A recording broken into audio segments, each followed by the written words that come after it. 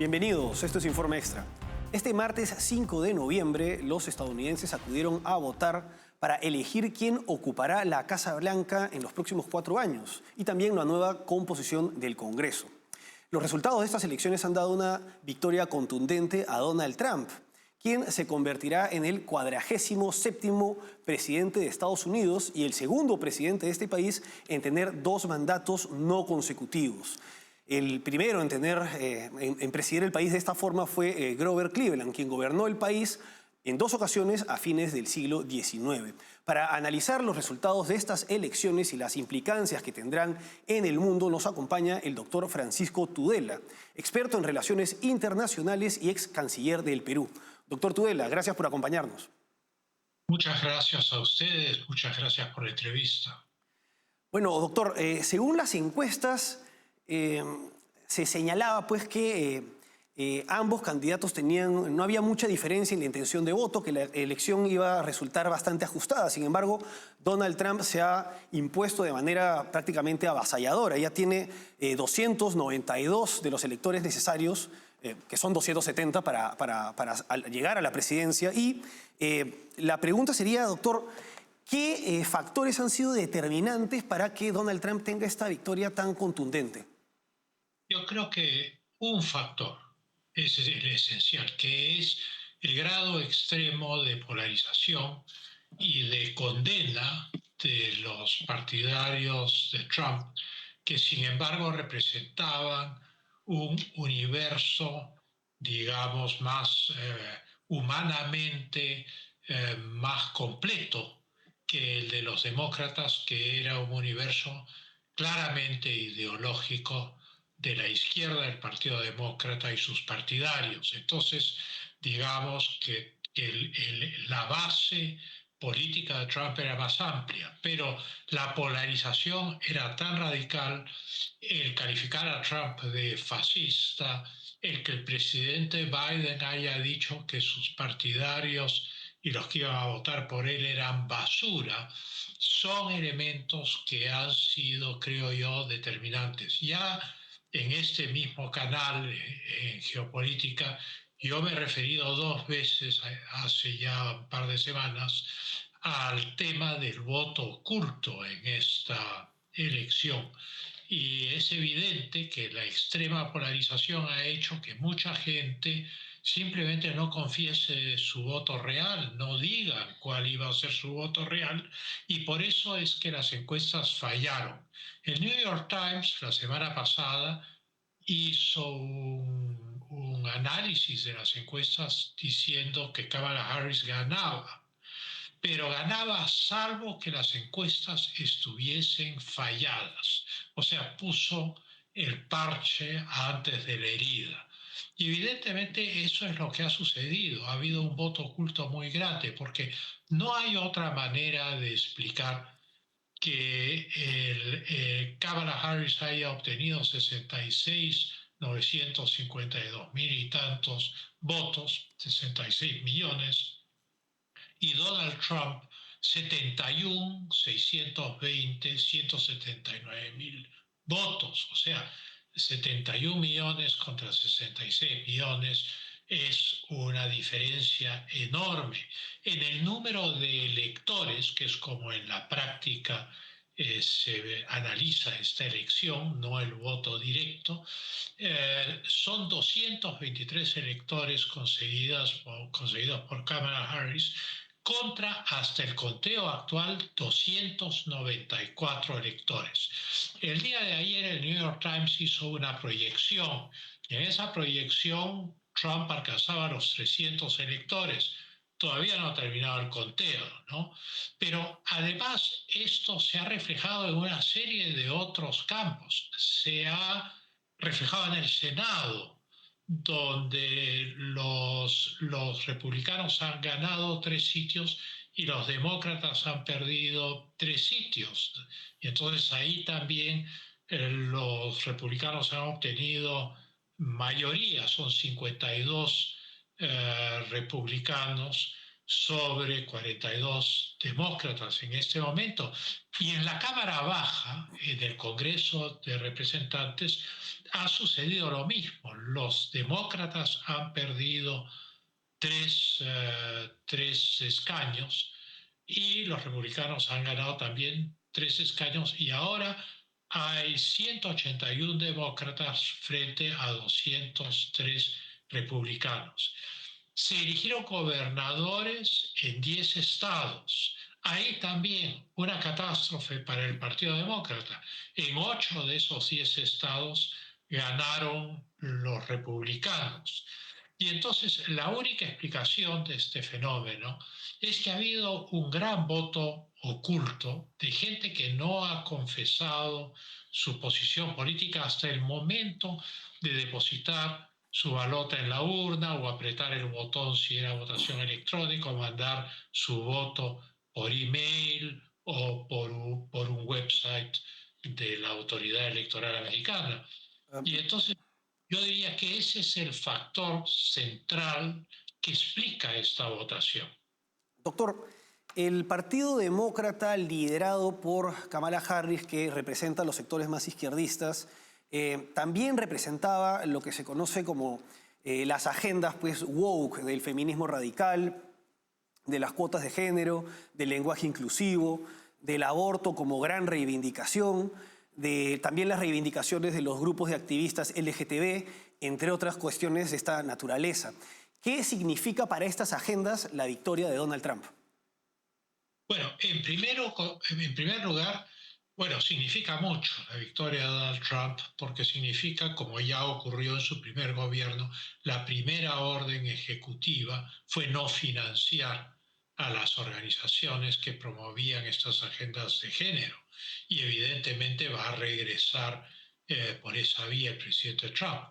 Pero otro punto interesante en el análisis del New York Times es la motivación de los que han votado por Trump, cosa que se conoce después de la elección, ex post facto.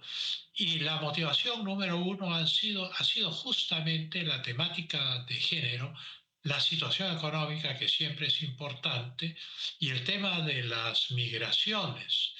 Y entonces es curioso que un tema que es tan específico haya estado a la cabeza de la agenda. Evidentemente, como todos sabemos a través de diversas noticias en los últimos años, esta agenda de género ha implicado imposiciones absurdas en algunos casos, con el argumento de que se luchaba contra la discriminación, como el pastelero que un estado del sur fue castigado por, qué sé yo, hacer una bandera confederada de azúcar sobre un queque que le vendía a un cliente.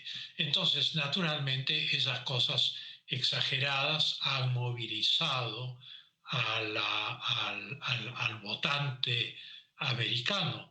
Pero la situación económica no estaba mala.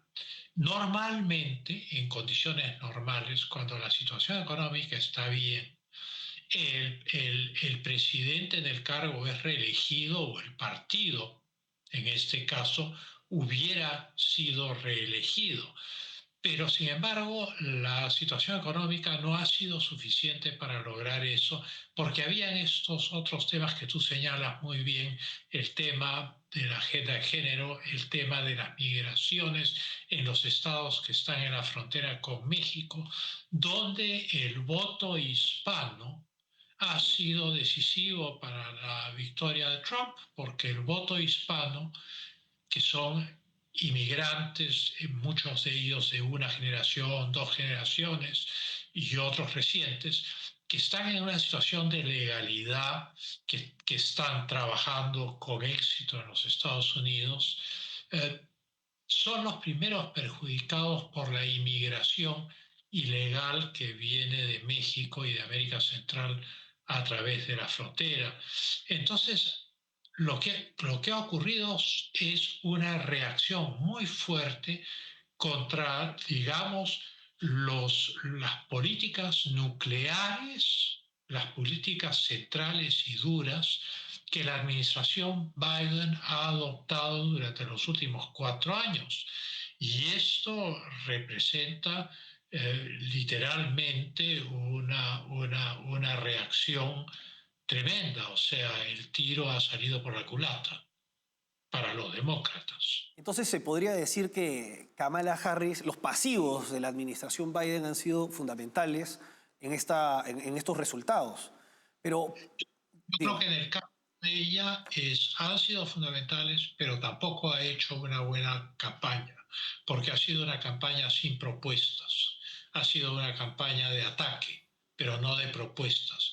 Y eso la ha perjudicado.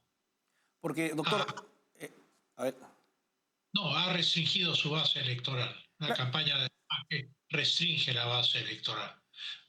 Muchas personas no encuentran interés en el candidato. claro, porque ella basó buena parte de su campaña en atacar a Donald Trump y reivindicarse como una mujer afroamericana y por el hecho de ser mujer, pero más allá de tener este perfil y también contando los pasivos que carga el gobierno de Biden al que ella pertenece, ¿qué activos podían encontrarse en ella? ¿Usted podría verla en capacidad de discutir y ponerse firme con personajes como Putin, como Xi Jinping, como Kim Jong-un? No, de ninguna manera, porque hay que ver su historia política. Su historia política es que empieza como es una procuradora, es una fiscal en California, no tiene ningún caso notable a su haber. Luego es elegida senadora, joven, por el Partido Demócrata, pero como senadora tampoco tiene ninguna contribución por la cual se le recuerde. Luego pasa como vicepresidenta de Biden, pero es una vicepresidenta bastante pasiva y que simplemente da el amén a las políticas que se siguen y no aporta, digamos, iniciativas, y finalmente se convierte por la presión de las circunstancias, por la incapacidad psíquica evidente del presidente Biden debido a su edad, se convierte en la reemplazante. Y entonces inicialmente tiene un repunte en las encuestas porque es más joven, es más enérgica, se ríe, o sea, hay un atractivo en ella debido al hecho de que de ser Biden el candidato más viejo, Trump pasa a ser el candidato más viejo. Pero a medida que se desarrolla la campaña, ella esquiva a la prensa y pasa muchísimos días sin dar entrevistas, y cuando da entrevistas, las pocas que da son muy controladas. Y entonces, en el fondo, ya los electores perciben en ella simplemente una continuación pasiva de la política de Biden. Y más aún, hay un sentimiento en los Estados Unidos que están inmersos en un conflicto armado en Europa, que es Ucrania, el cual ellos respaldan a rajatabla, y que probablemente no esté en el interés del elector americano, que sí simpatiza con Ucrania, pero no simpatiza con el gasto público norteamericano masivo que supera en conjunto los 80.000 millones de dólares en esta guerra que no tiene un desenlace visible. Parece un poco otro Vietnam, otra guerra de Corea, y entonces naturalmente eso también ha sido un factor importante en la derrota de Kamala Harris, porque ha sido vista simplemente como dicen los abogados, como un elemento accesorio a la continuación de estas políticas sin una iniciativa personal visible. Doctor, vamos ahora a una pausa y regresamos para analizar las implicancias geopolíticas del triunfo de Donald Trump.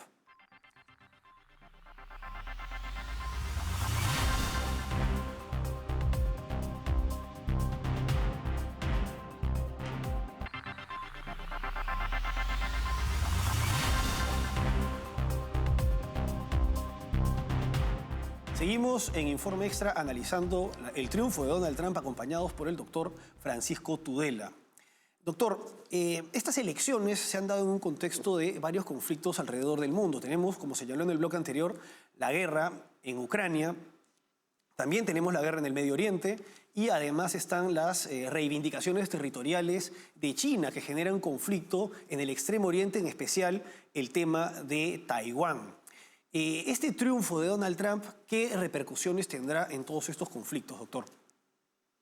Bueno, tiene repercusiones inmediatas. Yo creo que en el caso de la guerra de Ucrania, él va a tratar de negociar o llevar a la negociación de las partes un nuevo statu quo a partir de un cese del fuego. Eso es una prioridad que él ha expresado durante la campaña, que es de alguna manera detener el conflicto armado para que no muera más gente, porque le preguntan quién tiene razón, etcétera, etcétera, y su respuesta siempre ha sido uniforme. Ha dicho lo que interesa es que no siga muriendo gente en esa guerra. Y entonces es difícil que Ucrania acepte las pérdidas territoriales, pero podría aceptar un cese del fuego, que es la situación como terminó la guerra de Corea en 1953. Esto es un cese de fuego, nunca hubo tratado de paz. Corea del Sur no quiso participar en la firma del cese del fuego, entonces los Estados Unidos y Corea del Norte firmaron el cese del fuego. Entonces yo veo que ese es el rumbo respecto a Ucrania, o sea, buscar detener el conflicto y si pueden negociar las partes un arreglo, mejor aún. Pero si no pueden, entonces por lo menos se establecerá algún tipo de zona desmilitarizada en el área. Entonces eso es lo que va a intentar el presidente Trump. En el caso del Oriente, del Mar del Sur de la China, de Taiwán, del archipiélago de las Islas Spratly, la cosa es más complicada porque definitivamente de un lado hay una política consistente ya de Estado, de resistencia frente a la China, frente a lo que es percibido como una amenaza real a Taiwán, pero también al Japón. Y hay un sistema defensivo que ya tiene muchos años, establecido por el presidente Obama, que se llama el pivote del Asia. El 70% de la flota norteamericana se encuentra en el Pacífico Norte. Y entonces ese es el segundo punto. Esa política va a continuar, pero evidentemente va a buscar aminorar los ensayos balísticos de Corea del Norte porque amenazan directamente al Japón. Ya lo logró una vez. Vamos a ver si lo logra una segunda vez. Volviendo al plano europeo, más allá de un intento de cese del fuego en Ucrania, está el tema del gasto en defensa de la Unión Europea. El gasto de defensa dentro de la OTAN para la Unión Europea está acordado en el 3%, pero los países europeos han estado gastando menos que eso y Trump en su gobierno advirtió a Europa que debía cumplir con la meta del 3% y aumentar sus gastos militares. Es probable que el presidente Trump vuelva a insistir enérgicamente en esto, justamente para poder sustraerse, por lo menos parcialmente, de la participación militar que tiene actualmente los Estados Unidos en los países de Europa Central de cara a la guerra de Ucrania. Ahora, Y entonces va a tratar de rebajar, digamos, la presencia americana y aumentar el poder militar europeo. Ahora, doctor, como bien señala, ¿no? Donald Trump hizo esta advertencia a los integrantes de la OTAN. Ahora, ¿este triunfo electoral implica que se va a debilitar la alianza o que con motivo de esta suerte de advertencia, amenaza para algunos, ellos asuman sus compromisos y en verdad acabe fortaleciéndose ante la amenaza que representa Rusia? considera que puede suceder en este nuevo escenario? Yo creo que la alianza se debilitó durante la administración Biden porque fue estirada al máximo de sus posibilidades, dadas las circunstancias actuales. Europa perdió el gas ruso, hubo la voladura del Nord Stream. Ya el presidente Biden antes de la voladura había dicho que tenía que detenerse el Nord Stream, entonces hay quienes atan la declaración a los hechos, pero que es una cosa que está por demostrarse. Y luego Europa tuvo que pagar más por su energía, tuvo que entregar armamento a Ucrania, lo que implica gasto militar para reponerlo o comprarlo a otro país o producirlo ellos, en fin.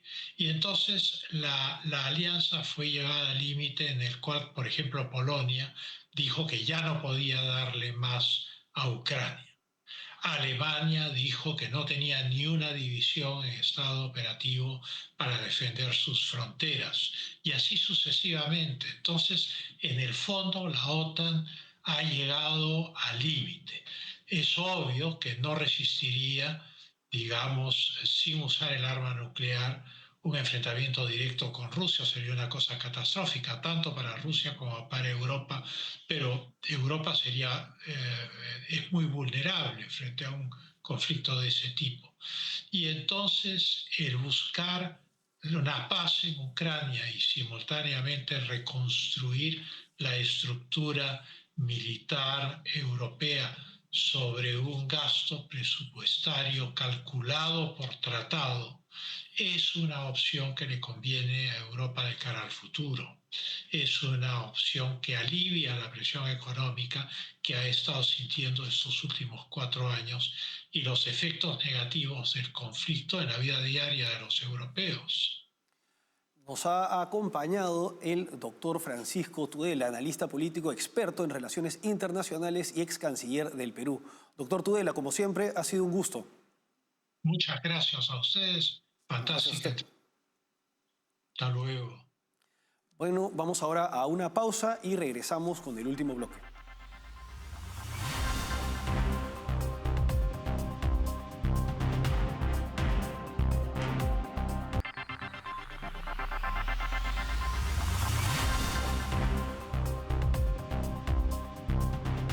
Seguimos en Informe Extra. En esta edición nos acompañó el doctor Francisco Tudela, experto en relaciones internacionales y además ex canciller del Perú. De acuerdo con el doctor Tudela, la sorpresa de la victoria avasalladora de Donald Trump al margen de las encuestas que señalaban una victoria ajustada de cualquiera de los dos candidatos se explica en el voto oculto y también en el hecho de que hay un hartazgo de buena parte de la sociedad estadounidense con respecto a las políticas impulsadas por el gobierno de Joe Biden, al que pertenece Kamala Harris.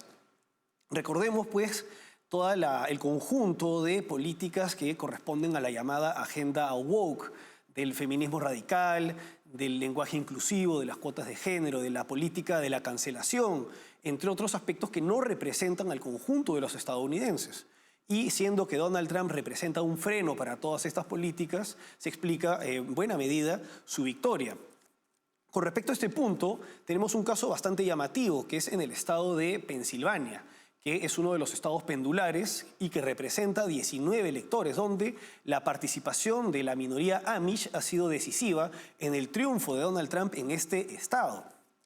Por otra parte, y en cuanto a la política internacional que asumirá esta nueva gestión, hay algo de incertidumbre con respecto a la guerra de Ucrania, debido a que Donald Trump no se presenta como un político o como un mandatario, como un estadista comprometido con la defensa de Ucrania ante la agresión rusa, del mismo modo que sí lo han estado haciendo los demócratas. Hay un contraste entre su compromiso, por ejemplo, con el Estado de Israel, con la posición que tiene ante la guerra de Ucrania, en donde él va a promover una paz y no se sabe si es que las condiciones y los acuerdos que trata de proponer sean aceptados por los ucranianos que están defendiendo su territorio. En cuanto al Extremo Oriente, de acuerdo con el doctor Tudela, Donald Trump mantendría la política que se ha estado llevando a cabo desde tiempos de Barack Obama, el pivote del Pacífico, que es un conjunto de alianzas que están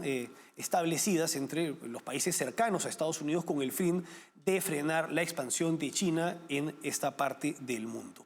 Definitivamente, el triunfo de Donald Trump marcará cambios bastante relevantes en el tablero internacional.